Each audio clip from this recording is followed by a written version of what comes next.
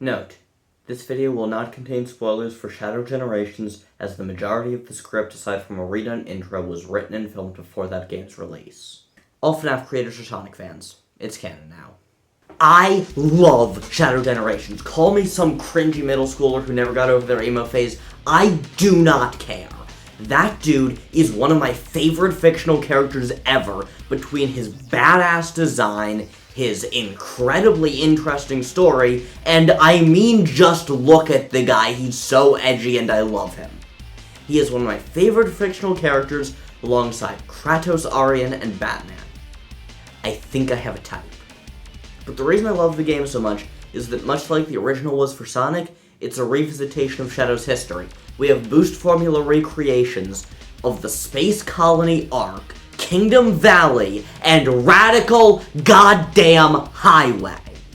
Even with SEGA Mandates, the story still manages to be good. So I think I speak for all of us when I say that we are so back. But hang on, weren't we supposed to have already gotten this? Like, 7 years ago? 7 years ago. Oh my chaos. Anyway, yeah, weren't we supposed to have already gotten this a while ago? 7 years ago, the game titled Project Sonic's 2017 released, promising a darker story reminiscent of that of the Adventure era, as well as a return to Sonic's past, and yet again, classic Sonic. While how necessary it was 6 years after Generations is debatable, and the very existence of classic Sonic raises a whole host of questions they cannot be asked to answer, it still looked promising. It even dropped alongside a free DLC called Episode Shadow that was supposed to contain another, even darker story that was going to be what Generations and Forces were for Sonic, but for Shadow. And then what we got was Mystic Jungle and the City, which we had never seen before, and Green Hill Zone. But it's the year of Shadow, so let's retread some old ground and give Edgy the Hedgy the story that he deserved all the way back in 2017. Welcome to Sonic Forces, Episode Shadow, Rewritten! Shadow is hanging out and chilling somewhere. Does Team Dark even have a base?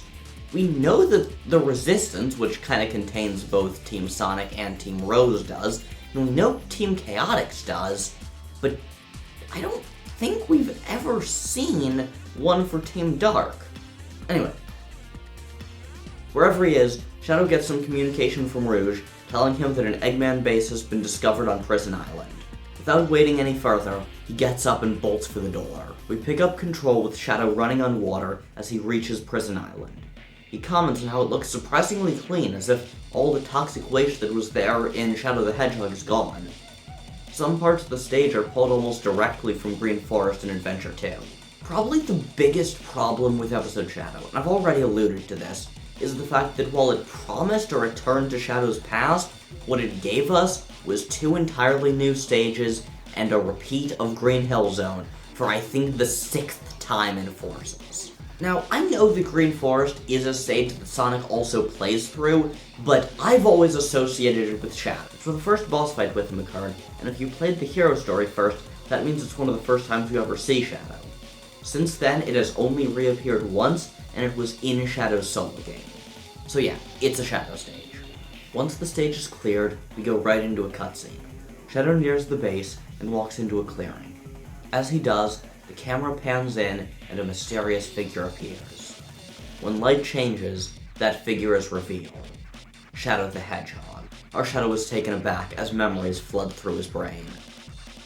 A row of robotic recreations and pawns.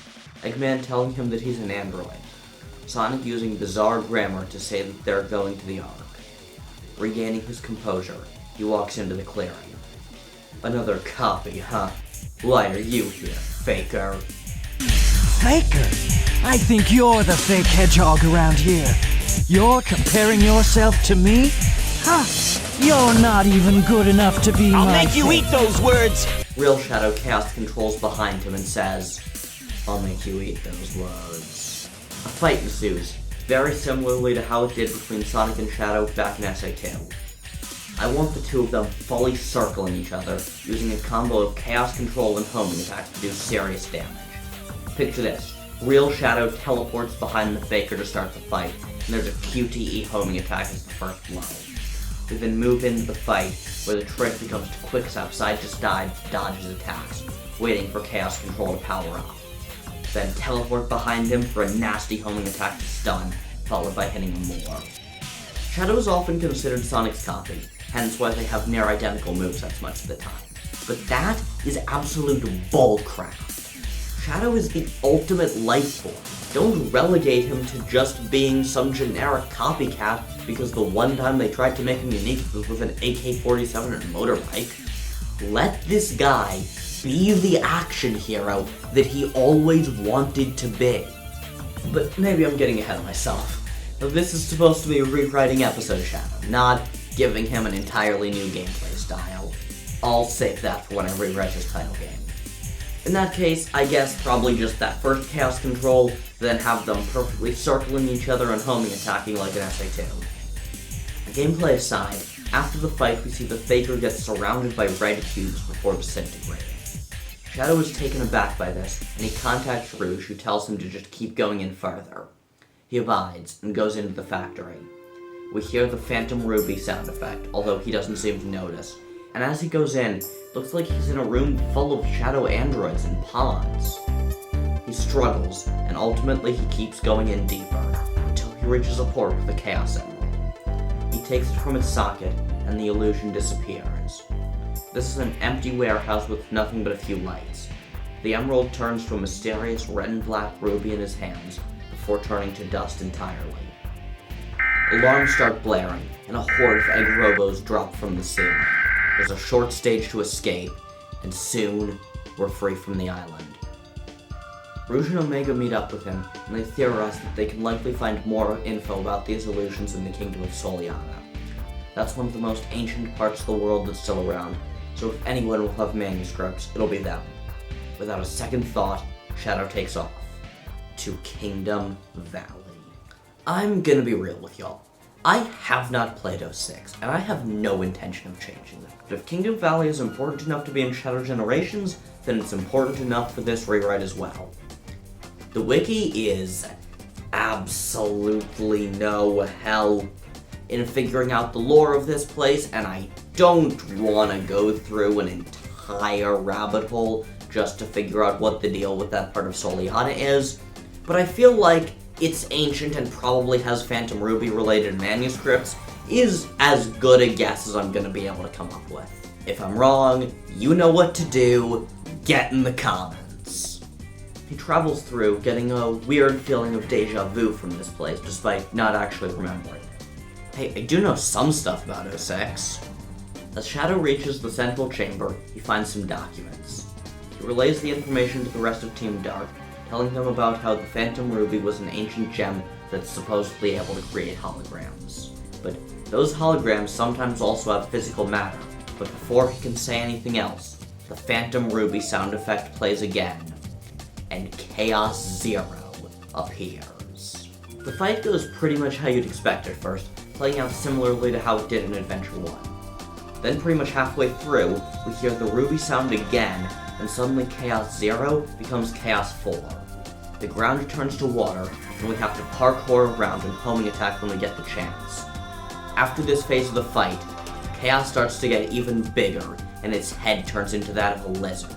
We have to do a series of very quick QTEs in order to get through and have Shadow knock this thing out before it can fully become perfect Chaos, the ultimate water god of destruction. After that, there's a series of exasperated sounds of someone being furious as a mysterious being flies away. Shadow sees the being and tries to run after it, but it vanishes into space before he gets the chance. Shadow tells the comms what happened, and Omega says that he and Rouge figured out that the Space Colony ARK, inactive for the past several years but still very much there, will probably have information. Agent Shadow, you saw that mysterious person going into space, right? Affirmative. Well, we're on our way to the Ark, so I guess that means we're going too. Impeccable fucking logic, Rouge. Look, the game is rated E10, and that's like kind of sort of the equivalent of PG-13, which means the game gets one F-bomb. And what would be a more fitting use of that one F-bomb than impeccable fucking logic, Sonic? Yeah, kids game, I know they wouldn't actually do it, but my gods, it would be so funny if they did! There's a stage of Shadow getting to the Ark, then trying to go inside. It's abandoned, with nothing left but remnants of what was once there. But Shadow doesn't care. As he goes in, he's reminded of everything that's happening to him. He's not even looking for answers, he doesn't even know what he's doing at this point. He's just going in for some emotional reason that he doesn't even understand himself. As we reach the end, visuals start acting up. The stage doesn't actually change, but we're on the ceiling. It starts to look more like the Ark we once knew. By the time the stage clears, Shadow's been completely duped into thinking it's in perfect working order. But of course, it isn't. In a cutscene, a mysterious jackal figure wearing a mask appears. He's been in the distance, just barely in the corner of our eye, often throughout this level. Finally, we see him. Are you the one who's been creating the fakers?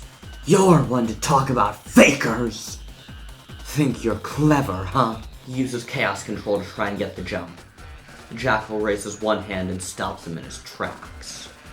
You are nothing, whereas I am infinite.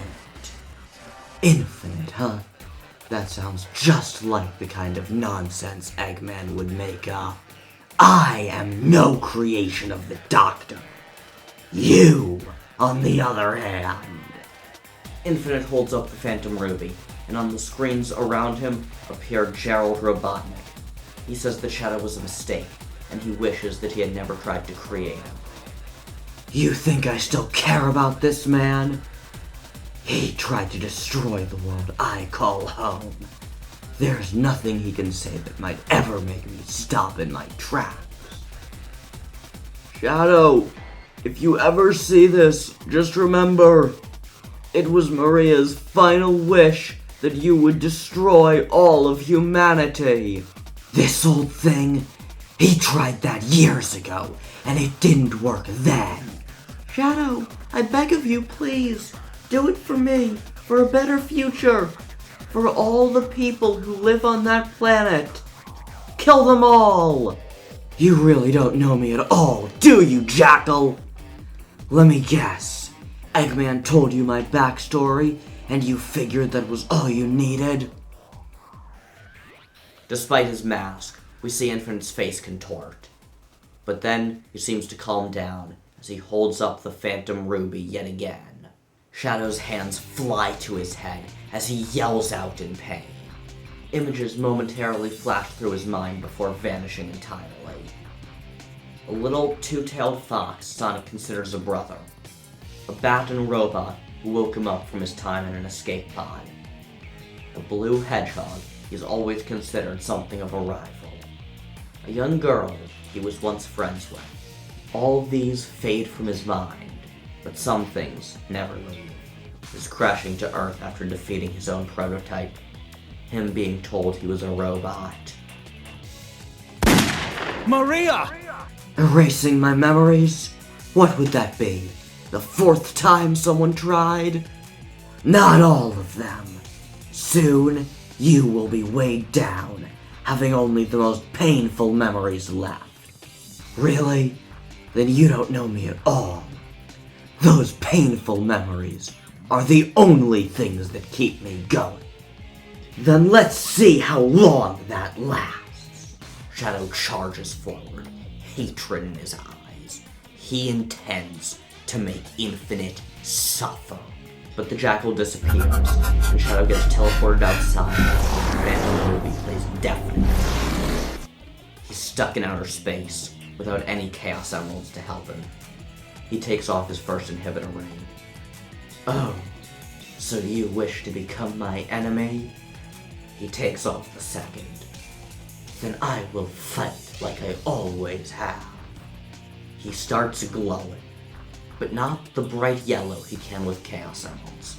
Shadow's color palette switches, becoming mostly red with only hints of black. He becomes Chaos Shadow.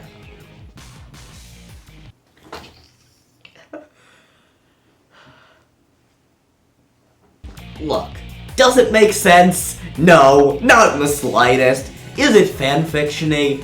Abso-fucking-lutely. But I'm a sucker for alternate forms, and Forces never gave us any aside from this DLC Supersonic fiasco. So I'm creating. This is my idea based on the lore explanations regarding how Shadow's body creates chaos energy in its own right. Credit to Chomix's incredible videos about Project Shadow and the Limiter Rings for how I learned that. Chaos Shadow is what happens when Shadow removes his inhibitor rings and uses absolutely all of the chaos energy in his body. It's an incredibly unstable form, being the result of Shadow using all of his own energy, which we know is very taxing on him, without him ever using the Chaos Emeralds to support him. It's also not quite as strong as Super Shadow, and it burns rings at a much faster rate. Well, yes, I did watch Nazzle Unleashed as a kid. What gave it away? Chaos Shadow looks around, trying to find Infinite. Instead, he sees a large orange lizard that has attached itself to the Ark. Text fills the screen. The final hazard. Cue the bangin' remix of Live and Learn as Chaos Shadow collects rings to go for Chaos Spear, Chaos Blast, and Chaos Control in order to do massive damage throughout the fight. Other than that, you stay on the defensive, trying to evade attacks so you can power up for the ultimate moves. Once you're ready, you can show Infinite just what you're made of. It's a brutal fight, and Shadow has to keep his ankle limiters on, or he'll almost certainly burn up completely. But finally, he's able to defeat the phantom copy of this monstrosity he was the sequel to. Shadow walks into the ruins of the Ark and immediately collapses from exhaustion. When he wakes up, he's in Resistance HQ, with Sonic walking around near him. Sonic asks if he's alright, and says Rouge and Omega brought him here. Immediately, we cut to Sonic and Shadow in Radical Highway, gearing up for a race to get Shadow's spirits out. No saving the world, no fighting Infinite, just a good old-fashioned race between two very good friends. We played through the final stage, and whoever wins, the two of them fist bump and say it was a good match. Shadow's feeling a bit better after everything that just happened. Sonic asks if he'll join the Resistance, but he declines and says he wants to stay and help Central City. It's not like Eggman's rampage will stop at Sunset House. Well, then at least enjoy your future. I bet it's gonna be great!